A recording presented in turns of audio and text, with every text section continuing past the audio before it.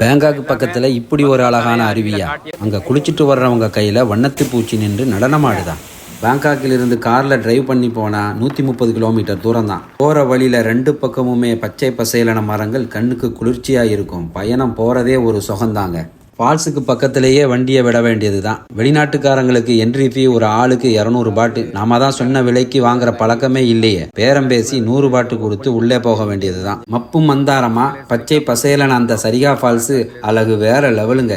வந்த டயர்டில் கொண்டு வந்த பிரெட்டையும் முட்டை பிரிஞ்சையும் சாப்பிட்டு குளிக்க போயாச்சு. என்ன ஒரு பிரம்மாண்டம்! இயற்கை தந்த அழகுல நல்ல குளிச்சோம். சேர்ந்து குளிச்ச தாய்க்காரங்க கூட நம்ம தாய் தமிழன் யூடியூப் சேனலை கேட்டு சப்ஸ்கிரைப் பண்ணிட்டாங்க. பார்க்குற நீங்களும் மறக்காம சப்ஸ்கிரைப் பண்ணுங்க. பாருங்க, சொன்ன மாதிரியே அருவிக்கு வந்தவங்க கையில கலர் கலரான பட்டாம்பூச்சி நடனமாடுது. குற்றால சீசன் டைம்ல தாய்லாந்துக்கு வர்றவங்க மறக்காம இந்த சரிகா ஃபால்ஸுக்கு வந்து என்ஜாய் பண்ணுங்க. மற்றும் ஒரு பதிவில் சந்திப்போம். நன்றி.